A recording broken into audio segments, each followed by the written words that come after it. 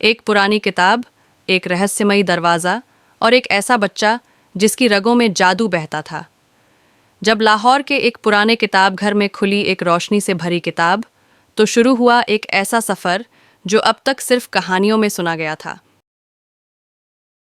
पुरानी किताब की खोज लाहौर के एक सुनसान किताब घर में, जहाँ धूल, पुरानी किताबें और खामोशी छाई हुई थी, वहाँ एक चमकती हुई किताब झरून के सामने आती है।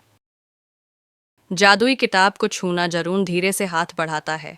जैसे ही उसकी उंगली किताब को छूती है, नीली रोशनी फैलने लगती है और हवा में जादू जैसा कुछ तैरने लगता है। जादू का दरवाज़ा खुलता है, किताब खुलती है और उसके अंदर से एक चमकती हुई रोशनी निकलती है, जैसे किसी दूसरी दुनिया का दरवाज़ा खुल गया हो। जादुई दरवाजे में प्रवेश झरून एक कदम आगे बढ़ाता है। उसका एक पैर रोशनी में, दूसरा इस दुनिया में। फिर वो अंदर चला जाता है।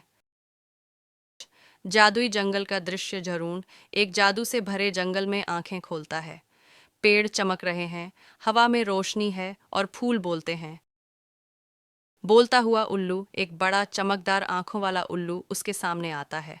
वो कहता है, तुम ही वो हो जिसे चुना गया है। पहला जादू जरून हाथ उठाता है और एक छोटी सी रोशन गोला बनाता है। पहली बार उसने जादू को महसूस किया। यादों की गुफा, एक गहरी अंधेरी गुफा में उसके बचपन की यादें दीवारों पर चमकने लगती हैं। जरून रुककर उन्हें देखता है। अक्स का रक्षक, एक आईना जादू से जीवित हो जाता है और एक चमकदार शख्स बन जाता है। वो कहता है, सच का सामना करो। सच की परीक्षा जरून अपने सबसे बड़े डर से मिलता है, अकेलापन। लेकिन वो हिम्मत से उसका सामना करता है। रोशनी का पेड़, एक बड़ा पेड़ जिसकी हर पत्ती चमक रही है। जरून उसके नीचे जाकर हाथ उठाता है। रोशनी उसे छू लेती है। रहस्य से भरा पुल, झरून एक हवा में लटकते हुए पुल से गुजरता है। हर कदम पर उसे एक सच बोलना होता है। गलती होते ही पत्थर गायब हो जाते हैं। आग की परी, एक आग से बनी परी उसके सामने आती है। वो कहती है, अंदर का सच ही जादू बनाता है। समय की भूल भुलैया, एक भूल भुलैया जहाँ दीवारें हर कदम पर बदलती हैं। घड़ियाँ, रेत की घड़ियाँ, सब कुछ हवा में तैर रहा है।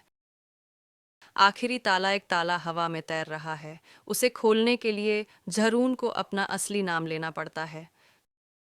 जादुई दुनिया का दरवाज़ा खुलता है। दरवाज़ा खुलता है और सामने है एक ऐसी दुनिया। उल्लू वापस आता है और जरून के कंधे पर बैठता है। कहता है, तुम तैयार हो। शक्ति का ताज, एक रोशनी से भरा हुआ ताज झरून के सामने आता है। क्या वो उसे पहनकर उस दुनिया का राजा बनेगा, जहाँ किले आसमान में तैर रहे हैं और नदियाँ हवा में बह रही हैं? वापसी, जरून किताब के जरिए वापस अपनी दुनिया में आता है।